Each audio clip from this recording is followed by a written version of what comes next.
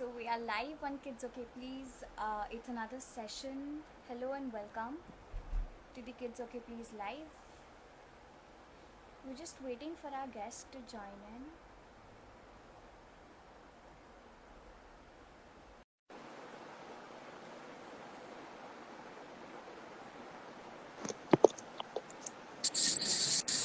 Hello sir, sorry there was a connectivity issue.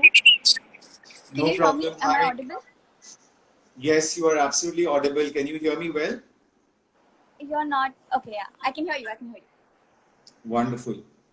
Perfect. Is it all clear? All clear? Yes, everything's clear. Wonderful. Okay. Great.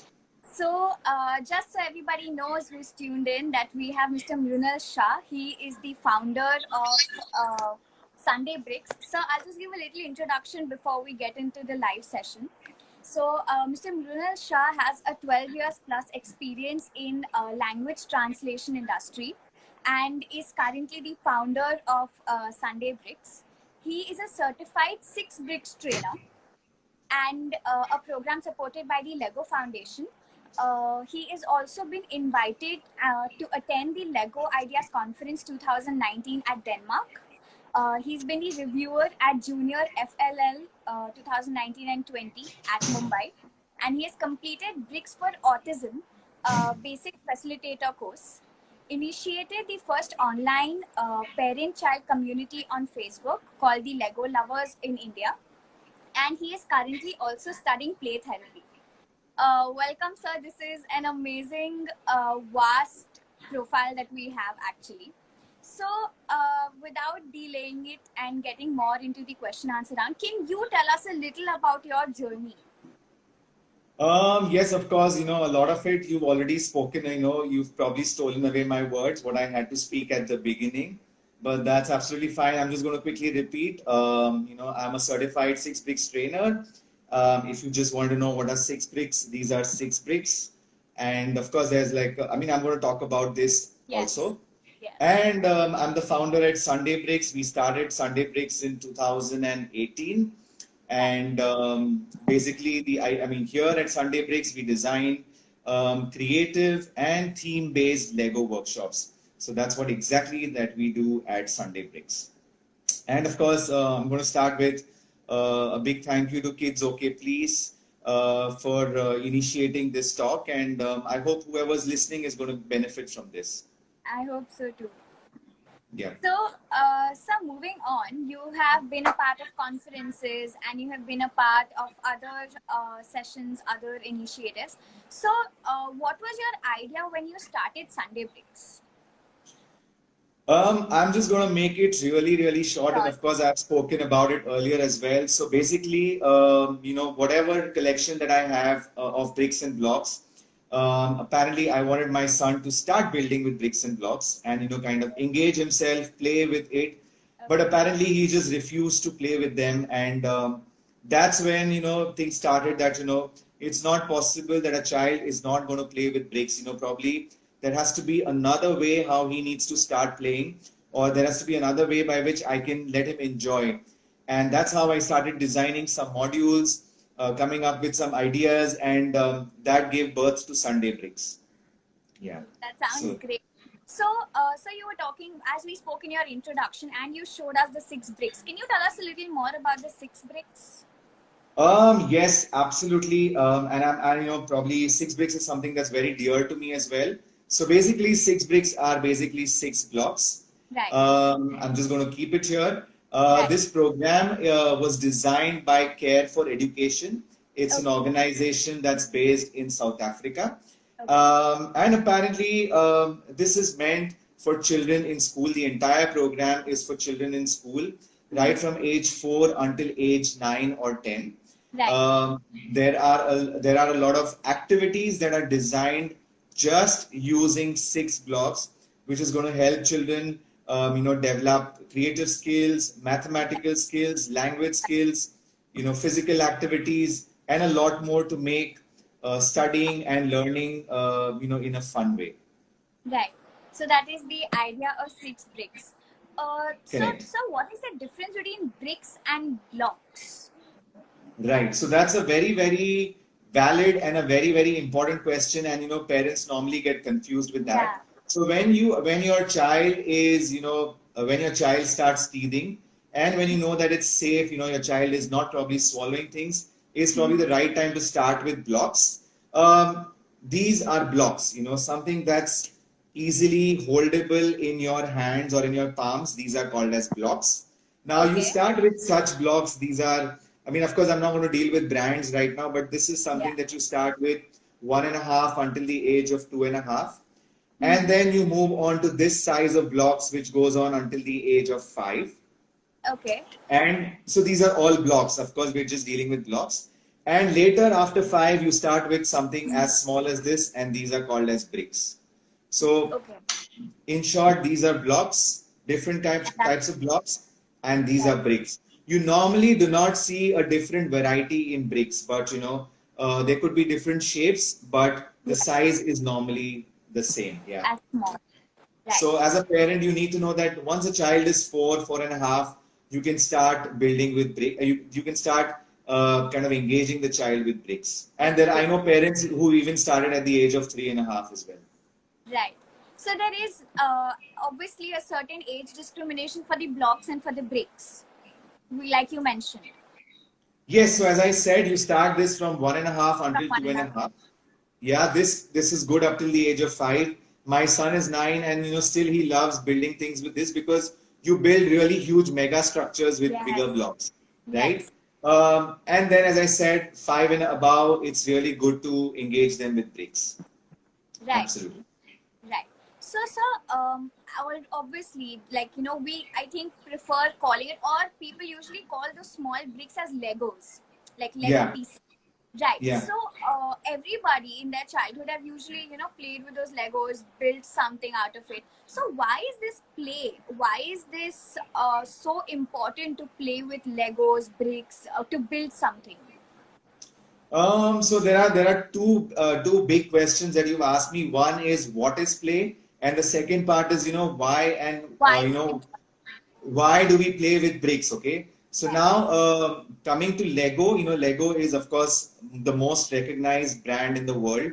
They build Right. amazing quality bricks, and of course everything that's a brick is kind of a Lego for a lot of people. So Right. it's fine. It's like every photocopy is called as Xerox, but actually it's photocopy, and Xerox is the name of the company that makes the machine. Right. Anyways, like, keeping that aside, I think for us as parents, or as adults, we must understand that play is something that's fundamental. That's something that's in our nature. We are born to play, like we are born to do Right. so many things. Right. Play can be different for different people. Okay, the way you like to play is different, and the way other person, or like how I like to play, is different. True. Also, when I study play therapy, or when play is mentioned in terms of academics and all of that, play is basically the language of the child, and all the material that you play with are actually the words. And with play, children can express their feelings, children can express their desire, children can express their wants. Just when you sit and play quietly with this, you're happy, you are meditating, and you're enjoying. But the Right. moment you do not like this toy, the child is not going to say, I do not like it. He's just going to bang it. So they are trying to express a lot of things, and everything happens with play. When you play badminton with Right. your friend, you don't like that friend, you want to make sure that you want to hit smashes on that fellow's face, but you're just trying to show your feelings to that person. So play is so amazing that you can do a lot of things just by playing. And of course, play teaches you so many things, and it's of course a necessity for a child. Coming to the next question as to why should we play with bricks and blocks? Why should we play with bricks and blocks? Well, there are like too many reasons. So probably what I'm going to do is I'm just going to do like a small Right. activity, Okay. and then let's just kind of understand why play is important and what happens. So I got something here, and I'm just going to quickly. Okay, so I've got 10 pieces with me. Okay, I just randomly collected 10 pieces. I've got All just right. 10 bricks, And what I'm just going to do is I'm just going to build one structure, and then maybe if I want to modify, I can modify that into another structure. Okay. So I'm just going to quickly build something. And then if you want, you can also guess, okay, what I'm building. Okay. Right. So the That'll be fun. colors, yeah, the colors signify a lot of things. And, when I do this activity with children, I always kind of tell them, come on, guess what am I building? Try and guess what am I building. Come on, Nitiksha, tell me what am I trying to build? I don't know why I feel like you're trying to actually. No, it's done. Your turn is over. That's a flower. Yes, so I've built a flower, and I've just built it using 10 bricks. Right. If you don't like this, I'm going to break this and build something else. Okay, come on. Let's just do something else. Okay. So I'm just going to quickly build something else. Okay. Okay, come on now. Guess what have I built? Oh, that's a tree. No, oh, that's a fish. That's a fish. Yeah, that's a fish. But if I put it like this, if I turn it like this, it's going to become a fish. It's going to become a tree. But this is actually a fish. So just, with 10 bricks, of course, we've built 3 things immediately. Yes. Yes. Now, with this, I'm just going to quickly explain you what are the benefits of play. Okay. Yes. So when I was dealing with bricks, the first thing that I was doing was I was placing one brick over the other. Okay. So that means that I am dealing with my fine motor skills. Okay. I'm dealing with my fine motor skills. Right. When you crawl, when you climb, when you jump, that's basically your gross motor skills. But when you are, your handwriting, or when you're playing with bricks and blocks, or when you put a thread in the needle, that's basically fine motor skills. Okay, that's basically fine motor skills. So the first and the foremost thing is, I am developing my fine motor skills by playing with bricks and blocks. And I'm not sure if it's a proven fact, but I kind of believe that all those children who play with bricks or blocks right from an early age, they will eventually have good handwriting, and that's what parents always strive for. Let's have good handwriting for children. Okay. Of course, this is helping us in developing a lot of skills like creative skills, emotional skills, cognitive skills, problem-solving skills. For example, if I tell a child that, okay, here's the little flower that I've made, and now I want you to convert this into a fish. So, I have given the child a problem, and the child needs to solve the problem. So when he converts that, I mean, it's not like a perfect fish, but it's a good, decent fish. So when you kind of do that, you're happy, it's kind of helping you regulate your emotions. You had a problem, you kind of solved it. And then what happens is you start feeling happy. You start feeling happy. There's a sense of happiness. When you build a huge model and you show it to your father and you tell him that, look, this is what I've built, and everybody's like, wow, you built such an amazing thing. The child is going to be so happy. So these are just very, very basic things that are, some of the benefits. And of course, when you're doing this, I'm telling you, children, do not get up. Like 1.5, 2 hours is easy to play with bricks and blocks. The food is the food is lying on the dining table, but till the model is not ready, the child is not going to get up. So what's happening, mindfulness, you were actually meditating, you were in that position, you were all focused, and you're building your patience, and you want to complete that agenda. So you want to complete that task. So that's what is telling us it's teaching us so many lessons in life that, whatever you're doing, finish it and then move forward. And so then get up. too many benefits of just playing with them. Yeah. Right. This was wonderful. In fact, I didn't even think that there could actually, bricks and blocks could influence so many skills in a child. Right? From everything you said, in fact, I was trying to connect to everything that you said. And it actually makes a lot of sense. Just 1.5 hours of sitting with builds and blocks and all of that, and it can just create so many skills. So Absolutely. We actually got a question saying that what if the child can't sit with it for more than 10 minutes? Then what does one do? Well, that's what I said. That was a problem with my son. He was just not interested. I mean, I wouldn't measure that in terms of time, but it's just about developing the interest. Now that's why the workshops that we conduct at Sunday Bricks, they're basically theme-based workshops. Now, for example, I mean, we need to understand that different children learn things in a different way, okay? Different way. There are some children who learn things by hearing.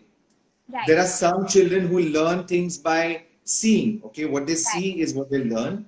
And a lot of children learn things by doing things, okay? Like for example, only when I start, when I put the battery and the car moves is how I really know that this is going to work. So that's, kinesthetically you learn how to, you learn things. By doing, you learn things.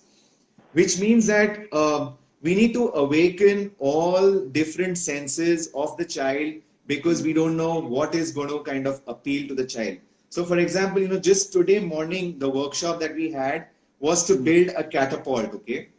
Right. So of course, the catapult that was working, of course, I don't have the model now with me, but we kind of clubbed that workshop with Angry Birds, okay? So after you build the catapult, okay, we're also going to be building Angry Birds. So now, slingshot, the thing that you kind of, Yes. yeah, that's a very common thing in Angry Bird.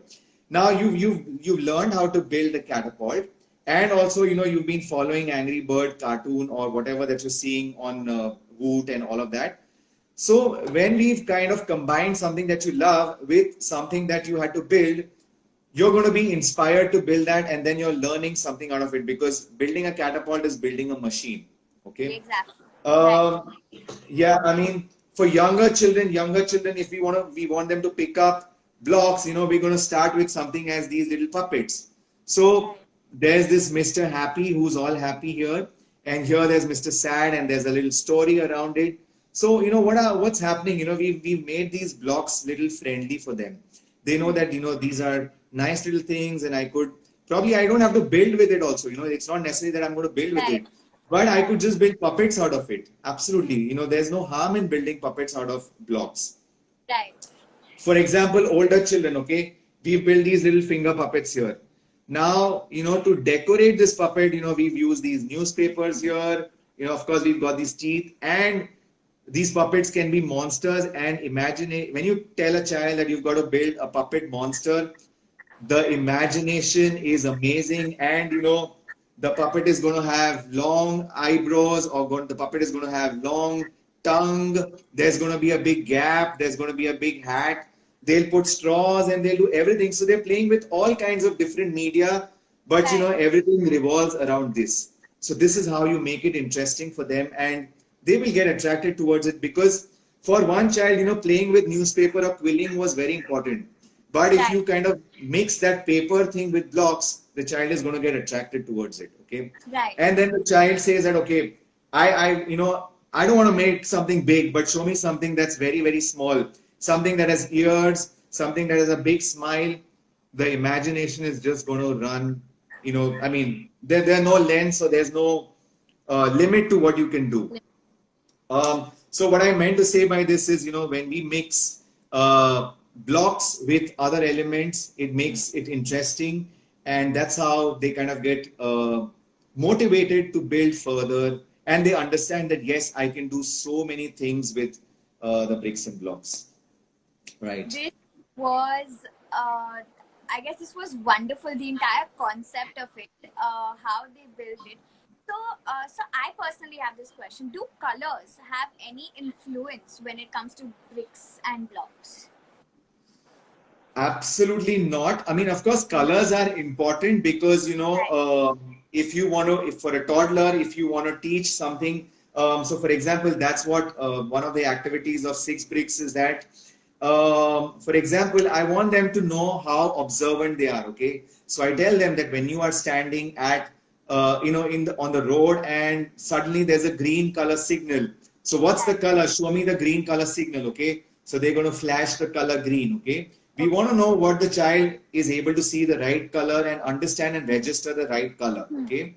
And then I tell the child that the signal says stop. So what color is it? Okay. So then the child is going to pick up the red color. So when, of course, you want to teach them about colors, you don't tell them this is red color. I mean, no, I mean, there are much other better ways of dealing with telling them what are colors. So mixing it with blocks makes it more interesting. For example, if I had to tell them that how is color orange born? Okay, so Nitiksha, question for you: how is color orange born? How do you If how do you I had to produce? relate color orange, I would relate it to the fruit orange. Yes, but how would you make color orange? Yellow and red. Exactly. So if I'm going to mix these two colors, what I'm going to get is this. Now, if I had to learn it like this, I mean, it's going to be very, very, very simple for me. Okay. True. Now let's do a nice mental game. Okay. You said that orange means the orange fruit. Okay. That's how things are registered in your mind. Okay. Right. Now I'm going to quickly show you a color, and what you are going to do is you're going to tell me something that is okay. I'm going to say color. Nitiksha, what color is this? Blue. Blue. Okay. But you're not going to tell me what around you is blue. Don't tell me the sky is blue. Tell me something that can never be blue. Okay. Okay.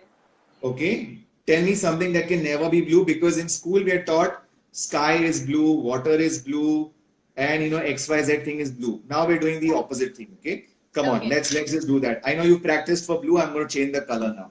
Come on. Uh, a papaya can never be yellow. When it's raw, it's little bit of yellow. It moves from green to It's not. yellow. Okay.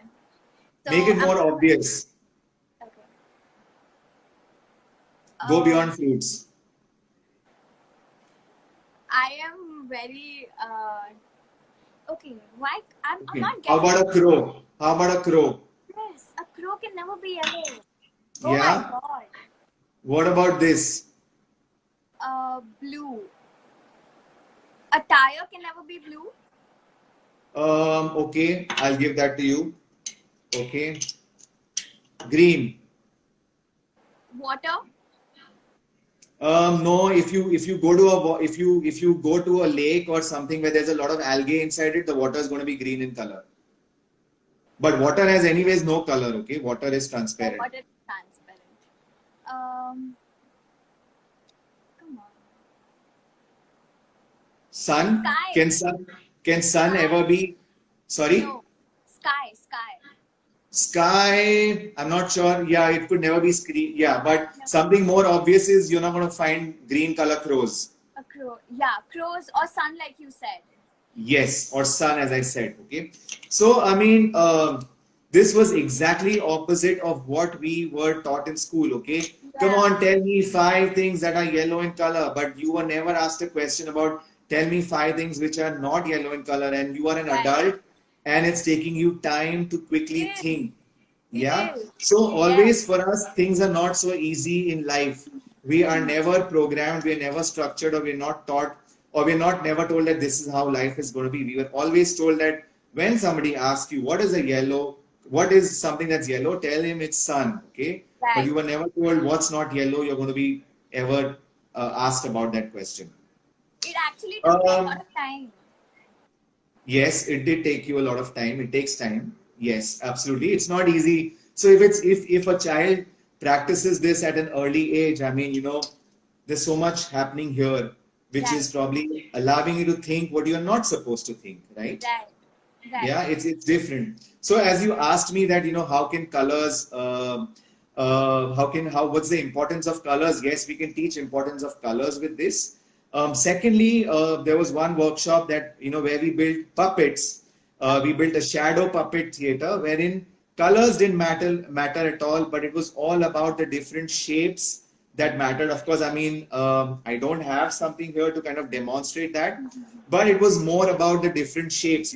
So here, when I see this in black color, I mean, when I see the shadow of this, I mean, if I have to design something around it, when it's all about black color or it's about shadows, it's the shapes that give us the right shadow or different kind of shadows that we get. So in that workshop, it's kind of important that we learn about how each shape gives you a specific shadow.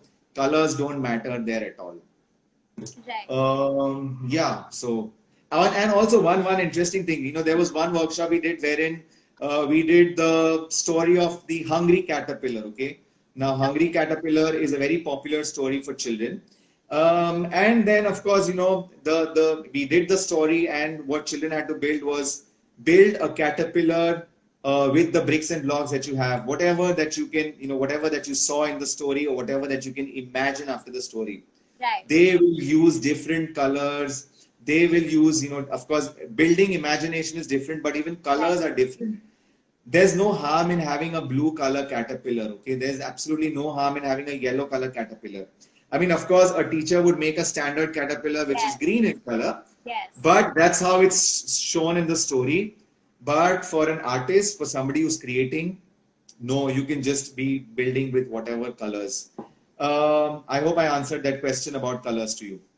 Yeah, so just for a summary for everyone who's joined in, we've literally spoken about Legos for the motor skills, for other skills that a child develops at an early age. We've also spoken about the importance of Lego with color and the importance of Lego without color, which is in shapes. So it's actually so vast when you look at it like that, because I have never looked at it like that personally, and it's given me a complete different outlook about bricks and blocks. So coming on to our last few questions, can you talk to us a little about play therapy? What exactly is play therapy, and how are you using it with the Lego? Okay, so I am not certified play therapist at the Yes. moment. So of course I am Yes. studying play therapy, and it's going to take a Exactly. lot of time. Um, there is something that you do in a park or with your cousins and your friend is just free play. You play with no rules and however Right. you want to play. Right. When you are studying in a school, when you are studying in school, play-based learning is the most common way of teaching these days, wherein Right. using some fun activities, fun worksheets, crosswords, puzzles, they teach you some topic needs to be taught, and you can kind of play with it. Like for example, building a caterpillar with bricks and blocks. You're learning about the caterpillar as well as building with it. So that's called as play work. Okay, that's called play work. Okay, Okay. so I told you about play. I told you about play Play. work. Then there's something called as therapeutic play. Okay. Now, for example, if you ever go to a pediatric ward in a big hospital, they have a small section which has toys. A pediatric section is, of course, where children are actually admitted for whatever reason that they have.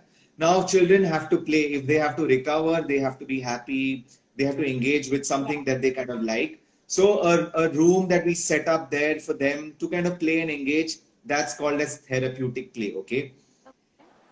If a child is, having a lot of anxiety disorders, a child is, uh, there are some mild issues in a child. You can kind of resolve them with the help of play, and that's called as therapeutic play.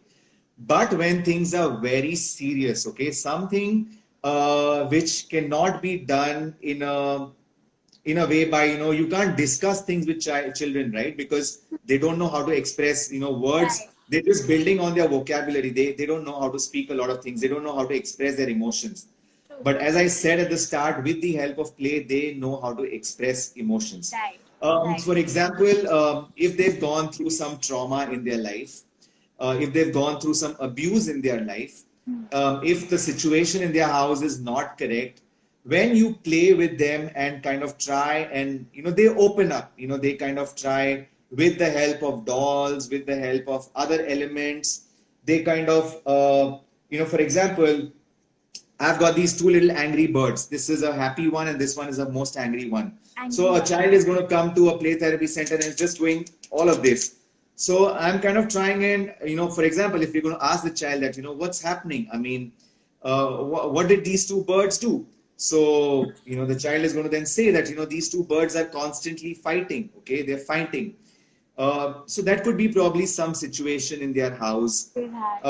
So when something is not easily manageable with therapeutic play, you kind of take it to the next level, which is play therapy, where with the means of play, wherein, of course, we don't ask the child anything, or it's all directed by the child. Okay, it's just in a playful manner, the child is opening up and trying to express and narrating the entire situation as to what he or she, what is troubling him or her. So that's play therapy. Okay. So wherein you can't do like a full-fledged counseling with a child. You can't ask, tell me what's happening in your house. Okay. Yeah. Who's Right. troubling you at home? No, they can't open up. It's not possible for a child to do that. So that is play therapy. Yeah. Right. I think this is really, really interesting. An entire, there's so much around it actually, and there's no end to it. So coming to our last, like I said, last few questions, I had this question that is bricks and blocks a good hobby for a parent to get the child into? I would say it's an amazing hobby. I am 38 and I still love building with bricks and blocks. It's not about managing Sunday bricks. Sunday bricks, as the name suggests, just happens on Sundays or probably weekends. And now with the lockdown happening, it's extended a bit. But like I've said also earlier several times, Monday to Friday I am working. I'm doing my language translation work, and it's Saturday when I start planning for my Sunday workshop. And Saturday is when I kind of execute the plan, but Monday to Friday, subconsciously, I am building up a plan as to what am I going to teach children on Saturday. Whenever I have a little bit of spare time, I'm kind of building things because I know that what I build is going to be easy for me, but is it going to be difficult for the child? So I am staying away from my phone. I am staying away from social media. Of course, nothing is bad. Okay, nothing is bad. I am staying away from things that I'm going to waste time with, things that are not productive, but I am doing something that's constructive. Okay. Right. Right. Now, as an adult, we probably do not get a lot of time to, meditate or, do things that are mindful. When I say mindful, stay, because we're constantly thinking, ab ye lana hai, Friday am I going to do this, Thursday am I going to do this, but we're never in that moment, but when you play with bricks and kind of focused, you're kind of, you're concentrating, you're building up on your patience level, you kind of regulate your emotions, and you're kind of dealing with, taking care of both the sides of your body. While we're writing or while we're doing things, we kind of do mostly with our dominant hand, which is the right hand. Right. But when you're building with bricks and blocks, you are using both your hands. So your both side of the body is being used. When you're bending to pick up, when you're kind of trying to fix up things, all your, there's like, there's something called as midline crossing. I'm not going to get into all of that now, but overall your body is working, your mind is working, and it's just amazing. So this is going to be like a good hobby. This is going to be like a good stress buster, and it can probably get passed from you to your children, to your niece, nephew, and it's a great bonding activity with family. Father and a child, mother and a child. You do all of that. It's amazing. It's absolutely amazing. As I said about bonding, it's only. I'm going to talk about the children now, but when you play with somebody for 1 hour, you learn about that person much more than what you would learn about that person in, when you were even with that person in an office for a year or something, you wouldn't know something. But in 1 hour of play, you know what this person is. So same way for parents, if you want to understand your children, you have to play with them. You will exactly know where they are good at, where they need to improve. Play is not just something that's trivial. Okay, I have work to finish, you go and play. Yeah. Of course, all of us have a very busy schedule. I know that. But whenever we get time, if we play with children, we learn a lot about our children. Right. Yeah. So all the parents listening over there, I think there is no age for bricks and blocks completely. Like I clearly understood there's no age for it. So now that you spoke about it and you said that you were actually subconsciously planning throughout the week that what you will be doing on the weekend. So do you also create a storyline around it? So as I said, if the theme is, revolving around the story, for example, today, as I said, morning, our workshop was building a catapult. So then I was thinking that, what more can I explain to children, Yes, so catapults were used in the medieval age. So then the next question is, when was medieval age? You know, Right. I mean, we are now in the 21st century. What was medieval age? So it was 5th century to 15th century. Okay. So that means that we're coming to the next point. What is a century? So when, you know, when kids hear these words, they get curious. They kind of go back. That's how you make history very important. Okay. For example, if I had to talk to them about Egyptian civilization, you know, I would probably start with building a pyramid, and then, you know, how, you know, this is where we stored the mummies and all of that. So then, you know, as you asked me that when I think about a topic, then I'm kind of thinking that what are the other 5 or 6 elements that I can incorporate along with the build so that it makes the subject very, very interesting. 2 weeks back, we did a workshop wherein where we did an experiment, but we were building a volcano with Lego. So, you know, we put the baking soda and vinegar and all of that. We did the experiment, Okay. but the entire volcano was made with bricks and blocks. Okay. So, you know, what are we doing here? We kind of made them aware about, you know, a climatic situation, something about geography, something about chemicals. So, Right. so many different topics. Then the child can pick up that, okay, I love chemistry, I love geography, Yeah. or I love natural phenomenon. All of that in one workshop. Now you choose what you want to what you like and what you want to do. Right. This is vast. I honestly, like I said earlier, I never thought you could actually do so much through the medium of Legos or through the medium of bricks and blocks. It is amazing how you can actually also, like you said, explain history, inculcate chemistry, talk to them about the climate. It's wonderful. It's wonderful. So Absolutely. I think that those were the questions. If the audience who's tuned in has any questions, like I think we do have one. Mm, just a second. I think someone's asked what company or what is it that yeah, which are these blocks? So I think they've been asking about what brand blocks. So I've been yeah, using Lego blocks. Yeah, I've been using Lego blocks for my workshops. Yes.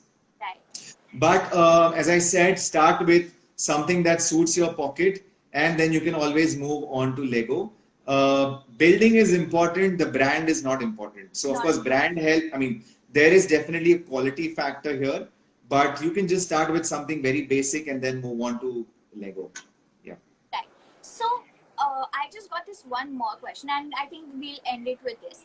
That what if someone does not like, you know, for the lockdown period, if I'm taking an example for the lockdown period, and everybody who's viewing it and would want their children to start getting into building of blocks or building all of that, if there is no Lego, there is no blocks, is there a substitute? Is there something else that we could do for the time being? Um, Not really. As I said, you know, with bricks and blocks, you can build something as high as possible, Right. as long as possible, and as wide as possible. Okay. So now there is no other element that can match up to that. It's the most versatile product or the most versatile element. Of course, you've got Jenga and you've got other things. But you know, I mean, the interlocking doesn't happen, right? I mean, if Yeah. you have to build something, it has to be strong enough. Even during lockdown, I mean, of course, you know, we've had lockdown in phases. So parents were lucky enough to get bricks and blocks from Amazon and from a Yeah. local toy store and all of that. So we've done our bit in terms of encouraging parents and children to come on, get something home and you are going to enjoy. And we've got so many, we've replied to so many messages and questions about what do I buy for my child. Exactly. And we've had to actually literally give them links that, okay, this is available in Amazon and this is available in Flipkart, or look for your local toy store. Yeah, but there's really no substitute. But the substitute is in terms of how much you can spend, okay? So we've got a lot of variety. So just buy whatever you can spend on. Yeah, how much, what your pocket helps you. Right. Right. So I think we'll end it with this. It was an amazing session and a very, very meaningful session for everybody who's seen it. If anybody has any questions, they can either put it down here or they can put it down on our chat box later on, wherein we can get those questions answered by Mr. Munal. So is there anything else that you would like to put down before we end this session? Of course, so Sunday Breaks conducts workshops on every Sunday morning at 12 noon. And whatever we are doing, we're listing it on Kids OK Please as well. So please, you can register your children for our workshops via Kids OK Please, or you can always contact Sunday Breaks. So yes, that's what I wanted to say. That's the last thing.